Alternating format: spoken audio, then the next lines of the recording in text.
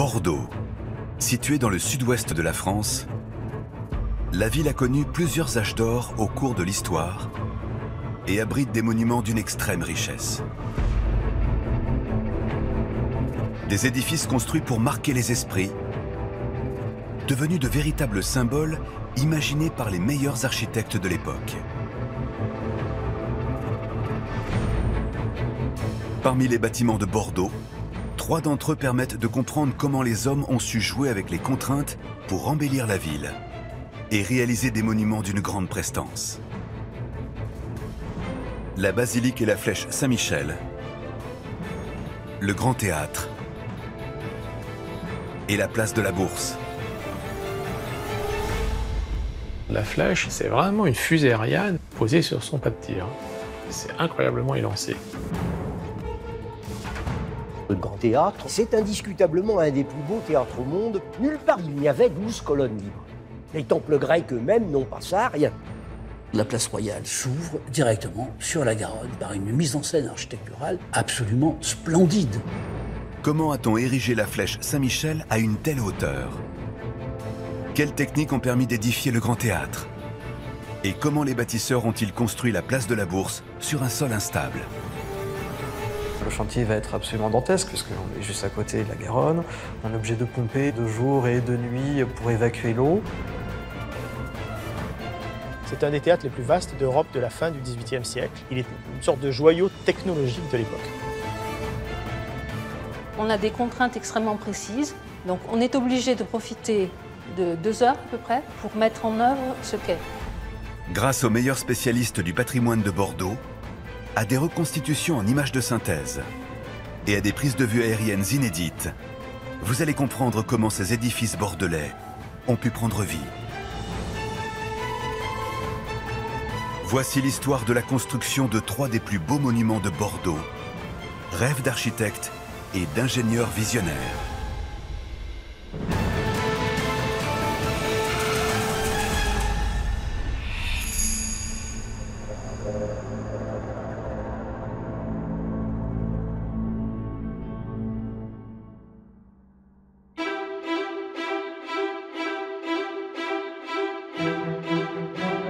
Bordeaux, située au sud-ouest de la France. La ville est un musée à ciel ouvert. D'innombrables monuments témoignent de l'histoire architecturale et de la réussite commerciale de la ville. Le Grand Théâtre, la place de la Bourse, mais également la basilique Saint-Michel et son immense flèche.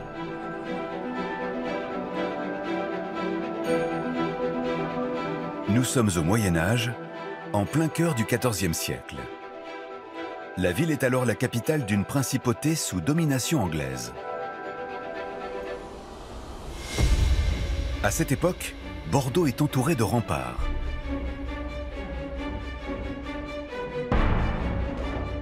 La ville, d'une superficie de moins d'1 km², est exiguë. Impossible d'y construire de grands monuments prestigieux. Le développement de la cité va se faire depuis l'extérieur de l'enceinte, dans les faubourgs.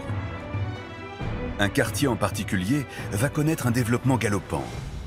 Le quartier Saint-Michel et ses 20 000 habitants. Le commerce y est évidemment florissant, notamment le commerce du vin avec l'Angleterre. Et les marchands de Saint-Michel vont vraiment tirer leur épingle du jeu de ce commerce et vont s'enrichir. Et de la prospérité de la paroisse va naître un bâtiment rénové, reconstruit, sans doute à partir de la deuxième moitié du XIVe siècle. La petite église paroissiale ne reflète plus la richesse et la prestance du quartier. Il est donc décidé d'édifier une église monumentale et un immense clocher de 114 mètres de hauteur, soit l'équivalent d'un immeuble de 43 étages. Il sera le plus haut monument en pierre de Bordeaux et du Royaume de France. Un véritable défi architectural. La paroisse étant à ce moment-là la plus peuplée de la ville, très probablement aussi la plus riche, on décide de construire un édifice dans le style gothique, à la mode de l'époque.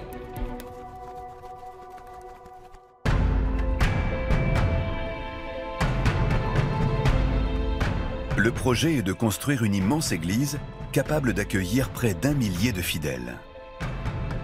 Le monument mesurera 14 mètres de haut sur une surface de 1400 mètres carrés, l'équivalent de plus de 7 terrains de tennis.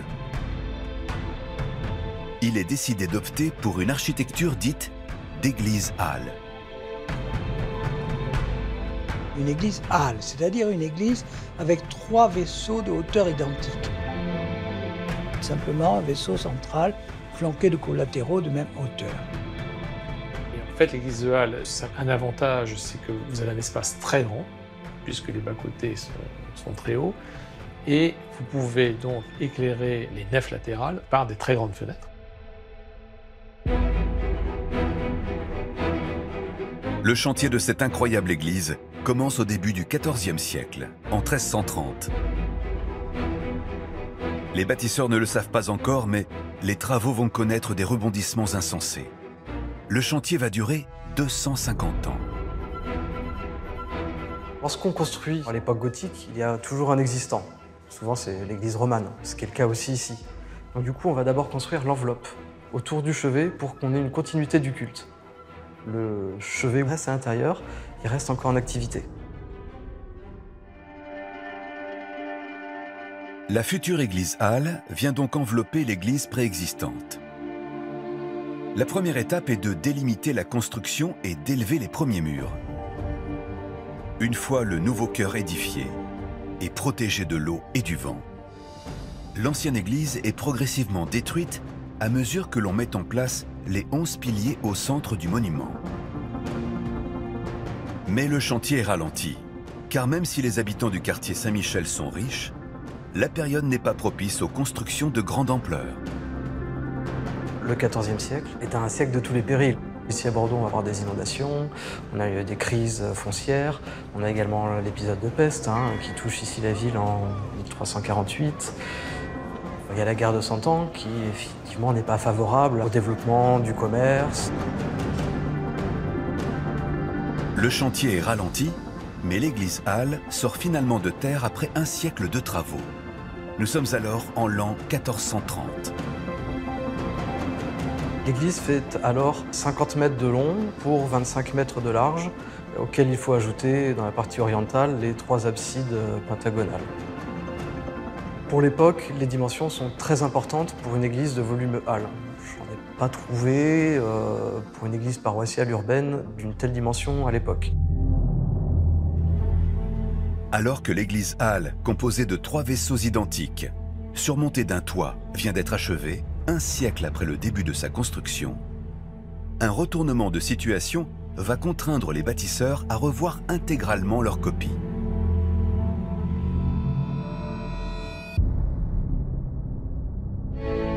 Les standards architecturaux ont évolué.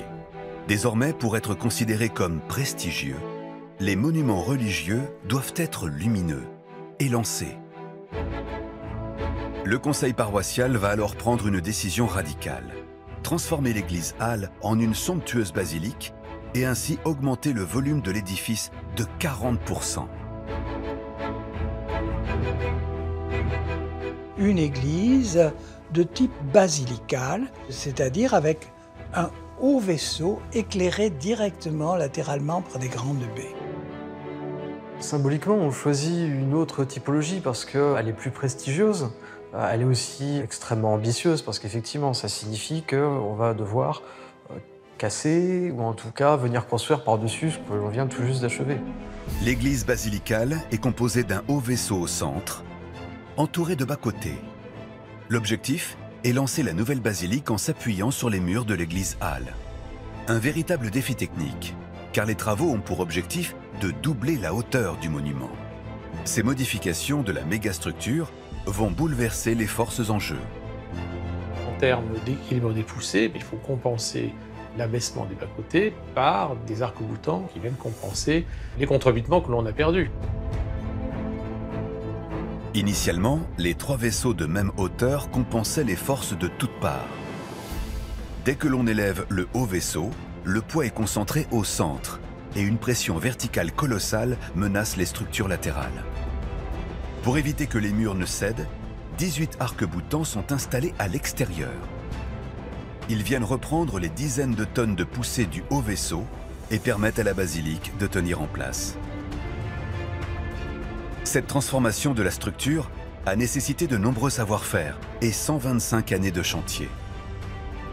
Si les bâtisseurs avaient anticipé la construction d'immenses arcs-boutants, ils n'avaient en revanche pas prévu un élément qui, 4 siècles plus tard, menace l'église de s'effondrer. Nous sommes alors au cœur de la Révolution française et les piliers inquiètent. Cette faiblesse des piliers, a posteriori, on peut l'expliquer parce que lorsqu'on est passé du chantier gothique rayonnant au chantier gothique flamboyant, on a repris le même profil et donc du coup la même épaisseur de piliers, qui était adapté pour une église de 14 mètres de haut et pas pour une église de 24 mètres de haut.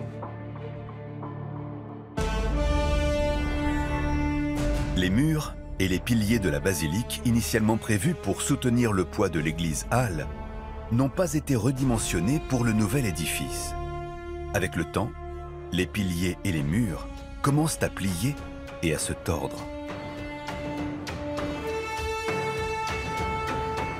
Sous le poids des voûtes du haut vaisseau, il se perd ce qu'on appelle un déversement, c'est-à-dire qu'il y a un bombement vers l'intérieur de l'édifice sous le poids de la voûte du haut vaisseau, mais également sous les poussées latérales des voûtes des bas-côtés. Pour la 3e fois de son histoire, l'église doit être totalement repensée et reconstruite. Un tiers du monument est détruit, les 6 piliers du chevet ainsi que les voûtes. Le sous-sol est également creusé à plus de 8 mètres de profondeur pour assurer de nouvelles fondations. Mais la proximité du fleuve et les marées importantes compliquent les travaux. Le chantier va être absolument dantesque puisqu'on est juste à côté de la Garonne, on est en plein hiver, on est obligé de pomper de jour et de nuit pour évacuer l'eau. Et puis donc progressivement, entre 1860 et 1864, on va reconstruire les piliers selon une forme qui est un petit peu différente. Ils sont élargis, ils sont épaissis. On va essayer aussi de régulariser un petit peu le plan.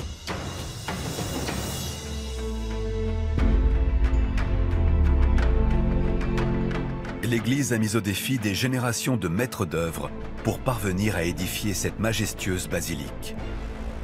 Mais pour prouver aux Bordelais ainsi qu'au monde entier la puissance et la richesse de Saint-Michel, la paroisse prévoit, dès l'origine, l'érection d'une immense tour. Une tour qui culminerait à plus de 100 mètres, une hauteur qui, pour l'époque, dépasse l'entendement.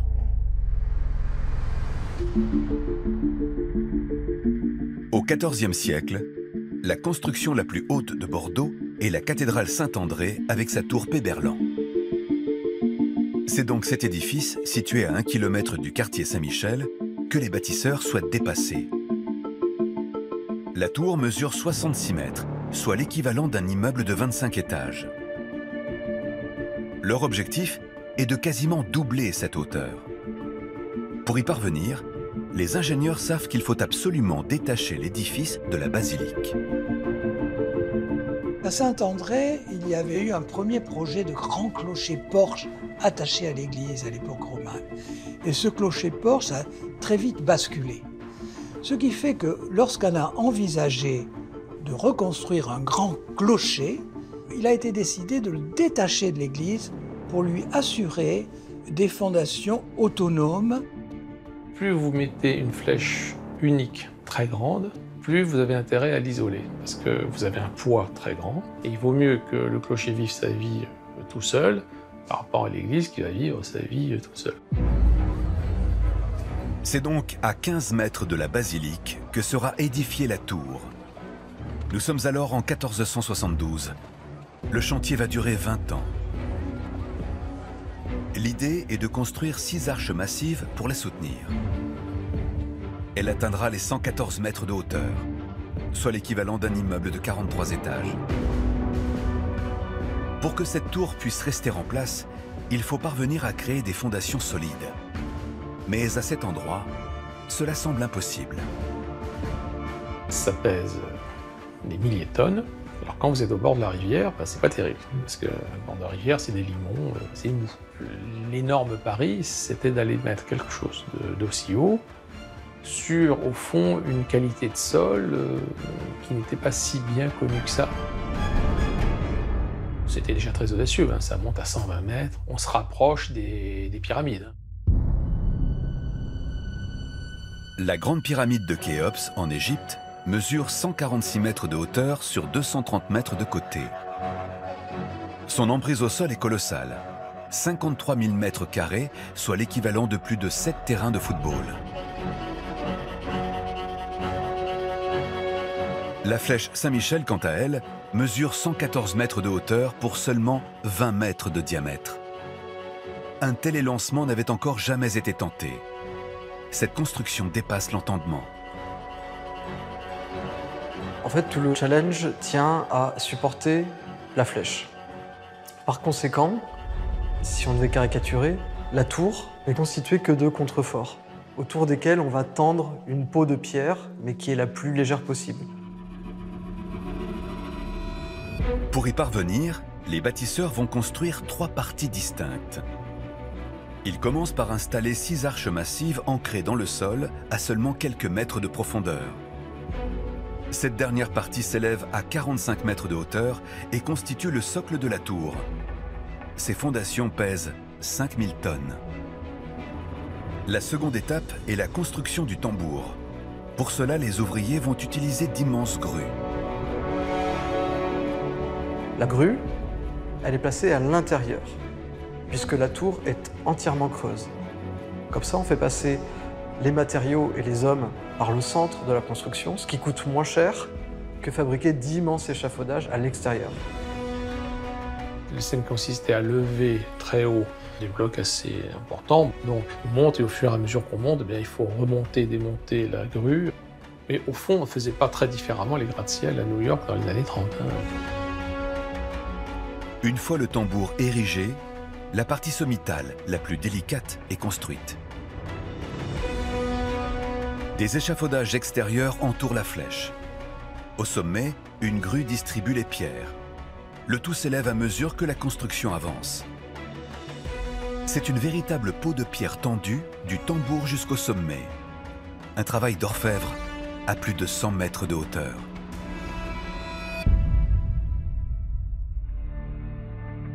C'est vraiment des facettes en pierre qui, sur les épaisseurs minimales, font 15 cm. C'est quand même un truc absolument incroyable. Ces pierres doivent être les plus légères possibles, mais elles doivent également résister aux intempéries. À cette hauteur, le vent peut souffler à 250 km/h en rafale. Pour s'assurer de la bonne tenue de la flèche, les pierres sont toutes sécurisées. On va sceller les pierres entre elles par des agrafes métalliques, des petites pièces qui vont être également scellées par du plomb pour venir les protéger de la corrosion. Et donc plus on grimpe et plus on a d'éléments métalliques. Il faut bien voir qu'en fait l'architecture gothique, dans les derniers siècles du Moyen-Âge, c'est plus une architecture de pierre et de verre, c'est aussi une architecture de fer. La complexité de la construction et le travail des ouvriers à une telle hauteur a demandé 20 années de chantier. C'est finalement en 1492 que la flèche est scellée au sommet de la tour. Mais immédiatement, l'édifice terrifie les Bordelais.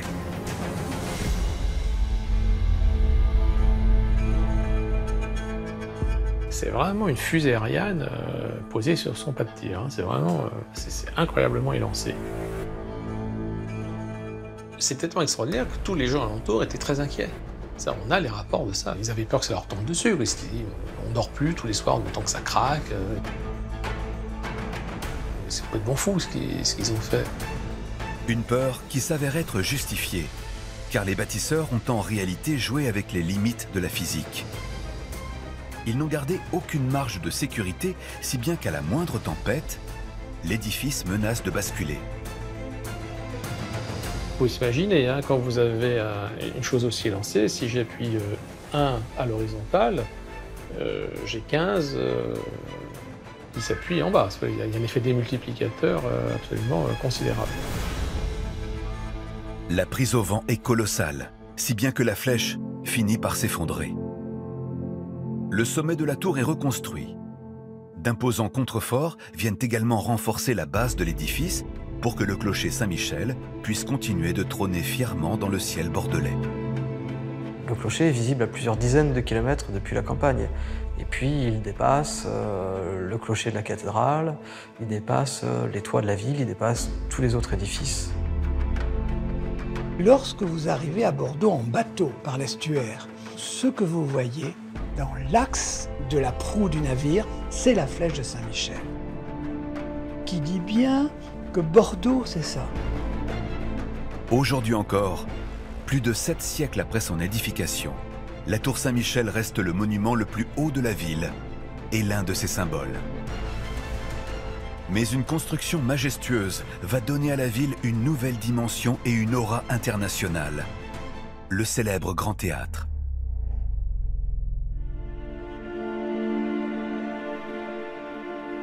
Nous sommes en 1773. Un homme de pouvoir va offrir à Bordeaux l'un de ses plus beaux monuments jamais construits. Le gouverneur, le maréchal-duc de Richelieu, habitué de la cour du roi Louis XV, est passionné de théâtre. Il souhaite doter la ville d'un majestueux complexe destiné au spectacle. Pour cela, il fait appel à un grand architecte formé à la prestigieuse Académie de Rome, Victor Louis. Victor Louis est un architecte qui a presque 40 ans, qui a derrière lui, je dirais, un curriculum vitae des plus intéressants.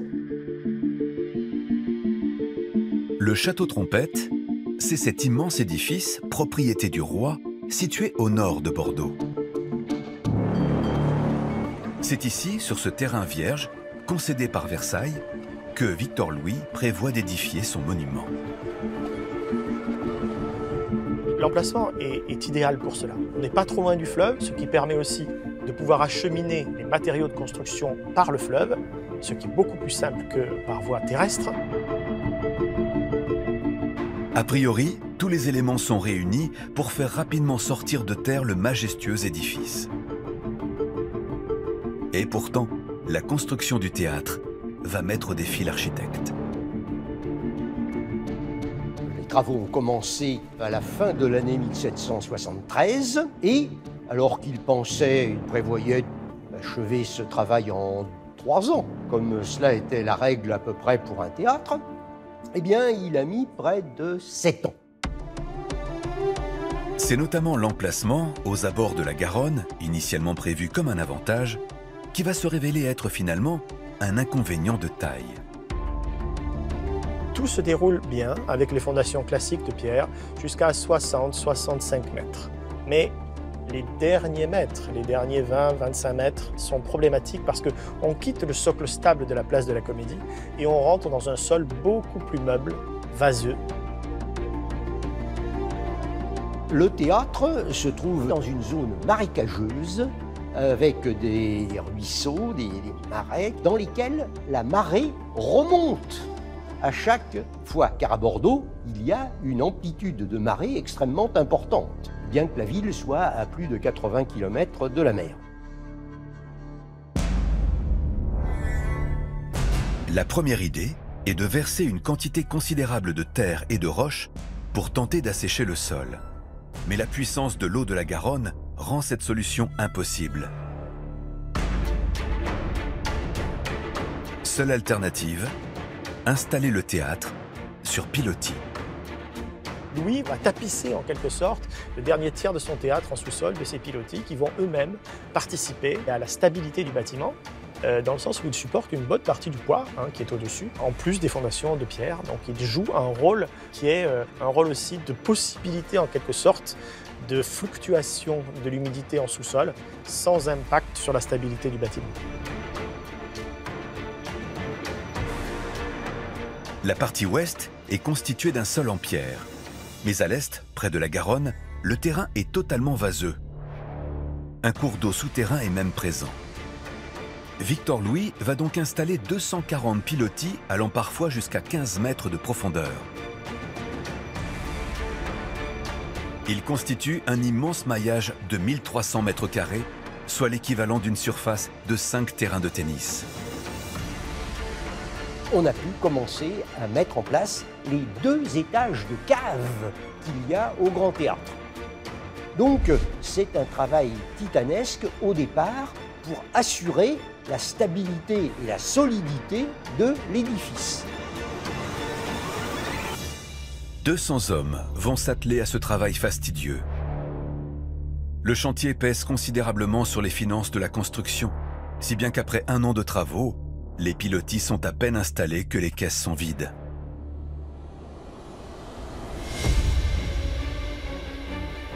Le chantier est arrêté faute d'argent. Il faudra attendre de nouveaux financements pour que Victor Louis puisse commencer à élever le monument. Et l'architecte a une obsession. Il souhaite que le théâtre soit minéral, entièrement construit en pierre. L'agencement et la qualité de chacune d'entre elles est méticuleusement réfléchi. Il y a évidemment dans tout le sud-ouest des carrières qui permettent à Victor Louis de faire des choix. Ces choix sont en adéquation avec la propriété que chaque pierre doit avoir dans la position qu'elle a par rapport à la stabilité du bâtiment. Les plus résistantes sont des pierres qui sont utilisées pour les socles, pour les marches d'escalier et pour les premières assises de pierre de taille, jusqu'à 80 cm environ du sol. Et puis lorsqu'on s'élève dans l'édifice, on va choisir un calcaire qui a une esthétique à peu près identique, mais qui est beaucoup plus léger, beaucoup moins dense, et tout cela participant de la stabilité du bâtiment. 4 variétés de pierres sont ainsi intelligemment réparties dans l'ensemble de l'édifice. L'objectif de Victor Louis est de faire tenir ces milliers de pierres de taille sans le moindre artifice. Il s'agit là d'une sorte de Lego, si on peut dire, où on va empiler ces pierres. Victor Louis étant un génie, si on peut dire, de la stéréotomie, cet art de la taille de la pierre, qui fait que le bâtiment tient sans accompagnement métallique. Louis a essayé d'utiliser au maximum la pierre pour éviter évidemment tout ce qui est incendie. Il a tellement soigné la construction que c'est un chef-d'œuvre. Pour donner encore plus de grandeur à son monument, Victor Louis va se lancer un défi technique qu'aucun architecte n'a encore jamais tenté. Il souhaite construire une avancée monumentale dotée de 12 colonnes. Nous sommes alors en 1776. Nulle part au monde, il n'y avait 12 colonnes libres. Les temples grecs eux-mêmes n'ont pas ça, rien. Ces 12 colonnes en façade, naturellement, ne pouvaient pas tenir, normalement, sans être contrebutées aux angles. Parce que c'est un problème de poussée tangentielle et de poussée vers l'extérieur. Et naturellement, les contemporains disaient « c'est pas possible ». Une voûte plate, c'est un élément architectural très fragile qui tient parce qu'on taille les pierres de manière à ce que les forces se répartissent jusqu'à être stoppées par les murs latéraux.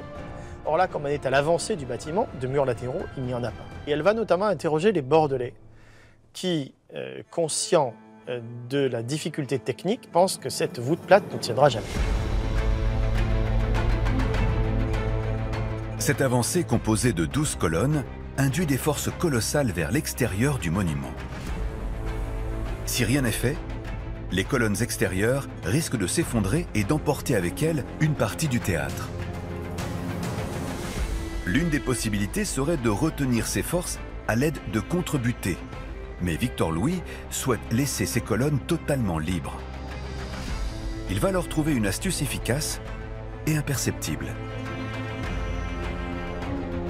En réalité, lorsqu'on observe la manière dont est structurée cette voûte plate qui tient sans murs latéraux arrêtant la poussée, on se rend compte qu'il y a un très bel enchaînement de tailles de pierre qui, en fait, naturellement, réoriente la poussée vers la façade du bâtiment.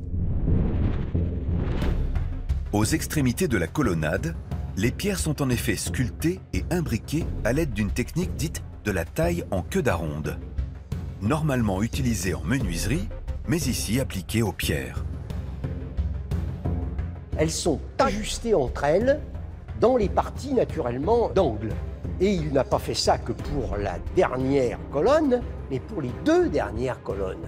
Ce qui fait qu'il diffuse ainsi la poussée qui est reportée en quelque sorte vers le mur du théâtre lui-même, en arrière du portique, et naturellement, ça ne bouge pas. L'agencement est composé aux angles de 78 pierres taillées afin de répartir et de rediriger les forces vers la façade du mur, qui lui est stable. Mais face à cette technique, les Bordelais sont circonspects. Pour rassurer la population, Victor Louis concède l'installation d'une armature en fer afin de sécuriser davantage l'édifice.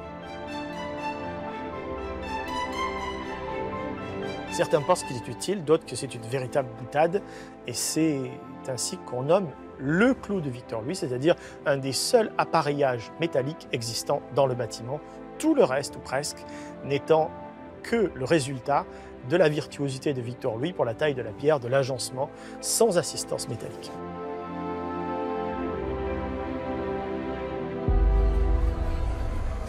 Si l'extérieur du monument sidère, l'architecture intérieure du théâtre, elle, va subjuguer la noblesse de l'époque.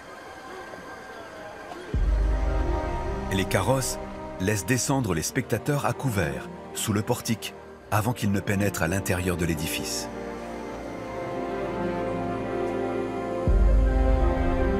On entrait dans un vestibule rectangulaire, avec des colonnes, un vestibule assez bas, relativement sombre d'ailleurs.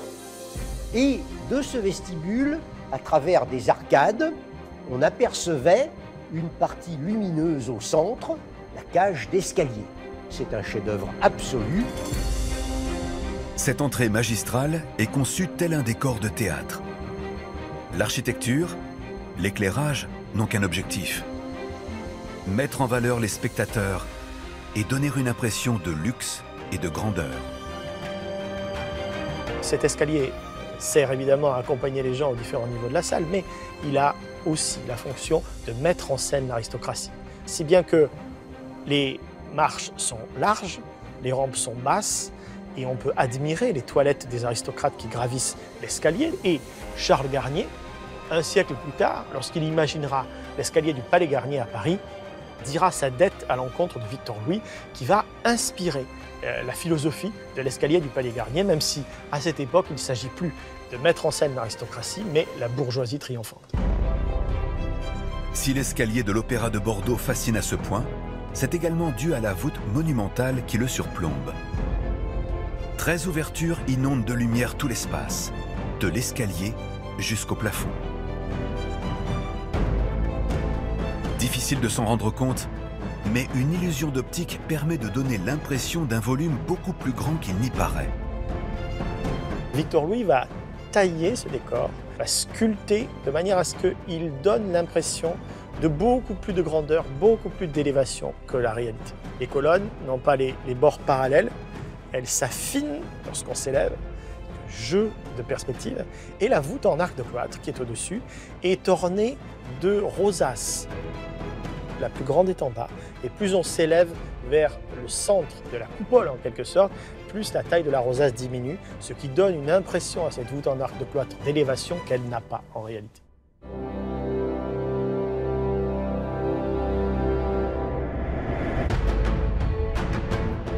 Après avoir gravi l'escalier, les spectateurs cheminent vers le cœur du monument, la salle de spectacle.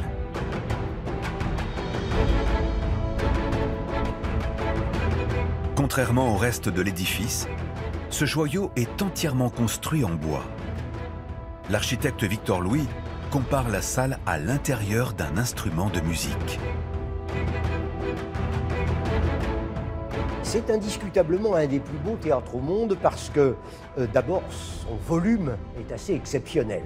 C'est devenu un monument et c'était déjà, dans l'esprit de Louis aussi, un monument. Il l'a considéré comme son chef-d'œuvre. La salle, richement décorée, peut accueillir 1100 spectateurs.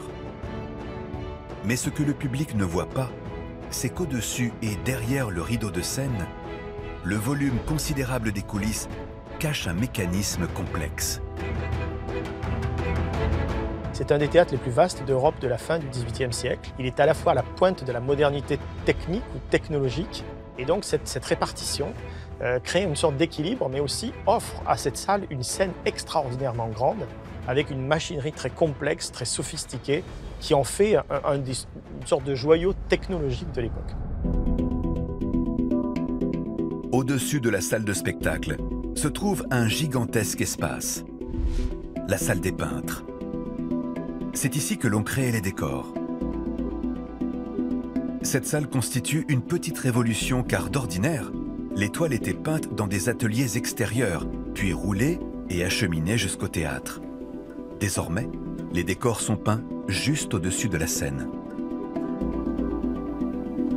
Il suffit donc de les faire glisser de quelques mètres pour qu'elles viennent s'adapter au-dessus du cadre de scène. On les fixe sur les perches et elles descendent s'installer en fond de cadre de scène.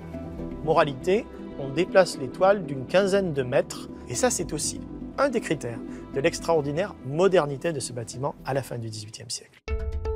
L'immense salle de spectacle n'occupe en effet qu'une petite partie de l'édifice. Les mécanismes dévolus au décor prennent quant à eux la majorité de l'espace. Car pour qu'ils puissent apparaître et se dérober, il faut que le volume au-dessus et en dessous soit aussi important que celui de la gigantesque scène. Une scène de 10 mètres de hauteur, 16 mètres de largeur, sur 25 de profondeur, soit l'équivalent du volume de plus d'une piscine olympique. Impossible de s'en rendre compte depuis la salle, mais ces dimensions hors normes permettent de dissimuler 13 rangées de décors actionnés par un système de cordes et de chariots sur rails. Ces chariots possédaient une structure en triangle. Il y avait donc un bras qui passait par les costières, c'est-à-dire cette sorte d'espace du plancher de scène. Sur ce bras, on fixait l'élément de décor, et donc les chariots étant mouvants sous scène permettaient le déplacement de ces éléments de décor, et ce en plans successifs. D'où une extraordinaire mécanique permettant d'animer la scène, ce qui faisait du théâtre, à la fin du XVIIIe siècle, un théâtre technologiquement plus avancé pour la scénographie. À l'aide de ces mécanismes complexes, les décors peuvent apparaître de toutes parts et bouger dans toutes les directions. Le dispositif au-dessus de la scène permet de descendre les toiles peintes, de les déplacer verticalement et horizontalement. Le système dissimulé sous la scène permet quant à lui de faire apparaître les décors depuis le sol et de les mouvoir sur toute la largeur. Ces mécanismes constituent une révolution pour l'époque. Le Grand Théâtre, inauguré en 1780, devient ainsi un symbole de modernité, mais également une référence architecturale qui marque véritablement l'avènement d'un nouveau Bordeaux. C'est en quelque sorte la physionomie du Bordeaux du futur qui est initiée, décidée par l'installation du Grand Théâtre à cet endroit. Louis, dès le départ, a conçu son théâtre comme un élément fondamental du Bordeaux de demain.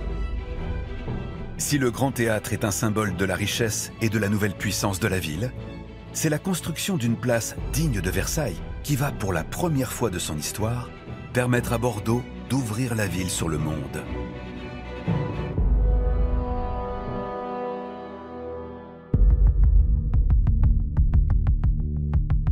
Nous sommes au début du XVIIIe, en plein siècle des Lumières.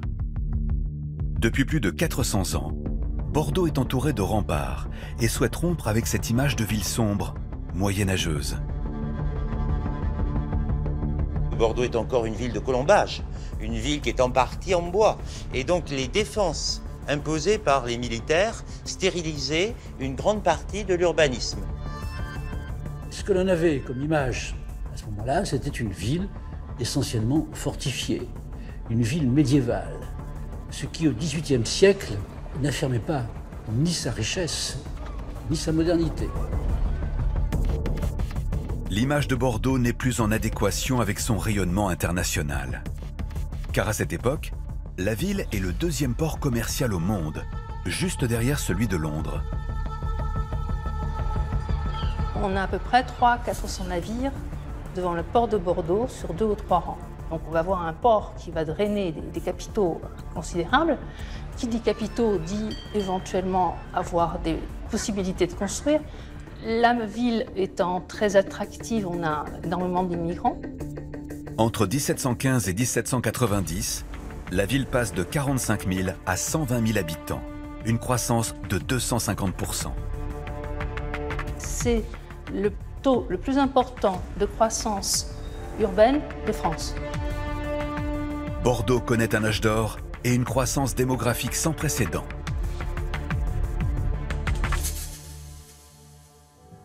Il est donc urgent d'offrir à la cité un monument à l'architecture moderne, visible de tous, pour symboliser la nouvelle puissance économique et la prestance de la ville.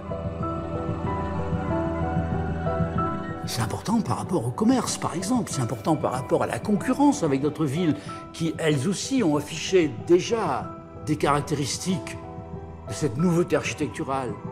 Donc, nous avons, à ce moment-là, dans cet esprit, je dirais, de compétition urbaine, cette volonté de refaire la ville. Il faut détruire l'iconographie ancienne et rentrer de plein pied, par l'intermédiaire de cette architecture nouvelle, dans ce qui devrait être une ville contemporaine. Il est donc décidé d'édifier une place royale, hors norme, en l'honneur du roi Louis XV. Mais pour marquer les esprits, il faut construire la place à un endroit stratégique, visible de tous, quitte à ce que cet emplacement soit considéré comme inconstructible. Et à cette époque, l'une des entrées principales de la ville se fait par la Garonne, l'immense fleuve qui arrive à Bordeaux. Lorsqu'on arrive du nord de la France à Bordeaux, on traverse forcément la rivière, mais il y a également tous les étrangers. Quand ils parviennent à Bordeaux, c'est par l'estuaire qu'ils arrivent et ensuite ils remontent la rivière. Ça va être la place Royale qui va être la fenêtre ouverte sur la ville et qui va refléter la prospérité du port. C'est donc ici, à l'endroit précis où la Garonne marque une courbe, que la place de la Bourse sera érigée. Une localisation idéale pour attirer l'œil des voyageurs, faisant de cet espace le nouveau centre névralgique de Bordeaux. La place Royale promet d'être un immense espace de 12 000 mètres carrés, l'équivalent de 45 terrains de tennis, entouré de monuments prestigieux d'un côté et ouverts sur la Garonne de l'autre. Pour gagner de l'espace, la place doit s'avancer au-delà des murailles et au-dessus du fleuve, impensable pour l'époque. Donc le Parlement, lui, va dire à ce moment-là que la réalisation d'un quai sur le fleuve va entraîner des mouvements de sable dans le lit du fleuve et va donc entraver la navigation. En gros, on arrête tout et on met un terme à ce projet. Mais le roi Louis XV ne compte pas se laisser faire. Il envoie donc à Bordeaux l'un de ses architectes, Jacques V Gabriel, accompagné d'ingénieurs. Leur objectif, effectuer des relevés techniques afin de prouver que la réalisation de la place ne cause aucun problème au bon fonctionnement du port. L'une des premières missions de l'architecte et des ingénieurs va être de relever le cours de la rivière, puis de descendre sur un bateau avec le courant pour justement repérer différents problèmes qui pourraient se produire. Et à partir de là, ils produisent un plan qui montre qu'aucune entrave ne peut être causée par cet atterrissement en avant de la place. La construction de la place peut donc commencer. Nous sommes en 1730. Le chantier va durer 25 ans. Les ouvriers détruisent 21 échoppes et 10 maisons. 150 mètres de murailles sont abattus. Mais pour donner davantage de grandeur à la place, le défi est de construire un balcon au-dessus de la Garonne. Cette étape va se révéler être un véritable calvaire, car le sol est totalement instable et les éléments menacent le chantier. Au XVIIIe siècle, vous n'avez pas encore de quai. C'est une berge qui est une berge boueuse, sale. Il faut savoir que Bordeaux est une ville qui est très marécageuse. Et en plus, on a des contraintes extrêmement précises. Tout simplement, la ville de Bordeaux est construite à un endroit où on a quand même l'effet de la marée. Donc on est obligé de profiter de 2 heures à peu près pour mettre en œuvre ce quai. C'est-à-dire que les entrepreneurs doivent préparer tous les matériaux dont ils vont avoir besoin pour très vite profiter des 2 heures que leur laisse la marée pour mettre en place les matériaux. L'objectif des travaux est de créer une avancée de 20 mètres de large sur 150 mètres de long. Les pilotis en pin de 40 cm de diamètre sont enfoncés à 7 mètres de profondeur. Les pilotis sont ensuite reliés entre eux. Cette structure est extrêmement solide. L'armature est capable de recevoir les maçonneries destinées à l'édification du balcon.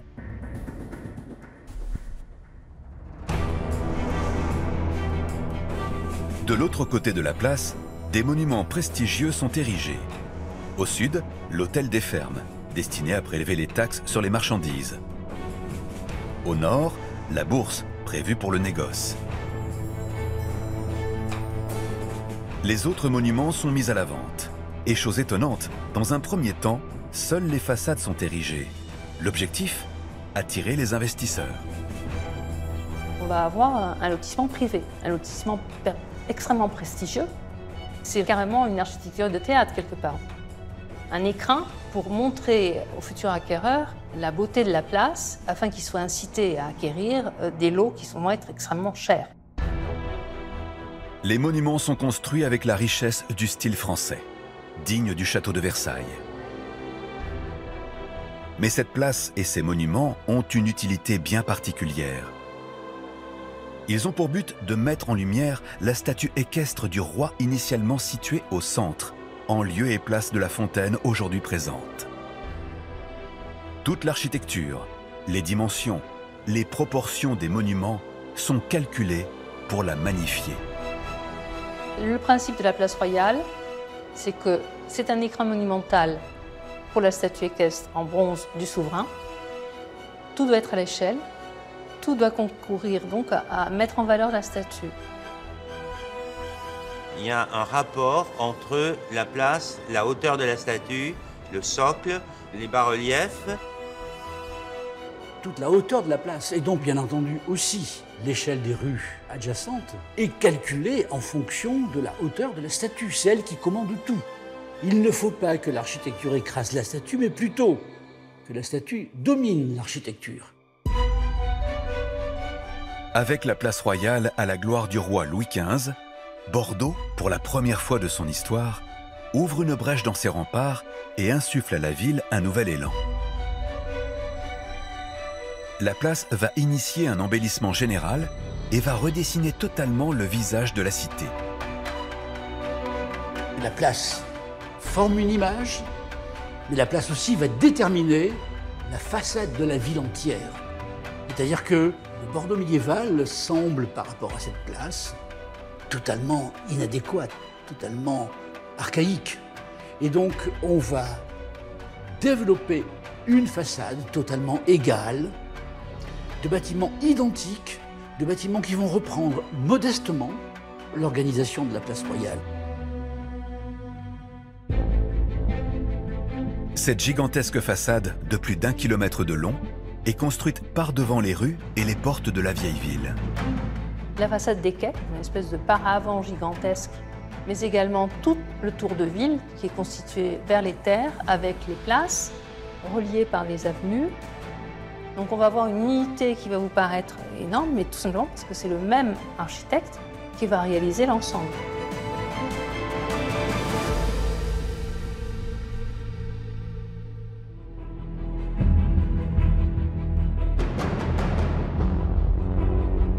En l'espace de 7 siècles d'histoire et de construction, Bordeaux est passé d'une cité engoncée dans ses remparts à une ville faste, luxuriante. Son écrin architectural révèle sa puissance économique et sa place privilégiée parmi les grandes villes dans le monde. La basilique Saint-Michel, le Grand Théâtre, la place de la Bourse. Ces monuments emblématiques ont chacun, à leur période, redessiné le visage de la ville. Ils sont le formidable témoignage des rêves d'architectes et illustrent comment Bordeaux, au fil des siècles, affine et adapte son image pour toujours être une ville en phase avec son temps.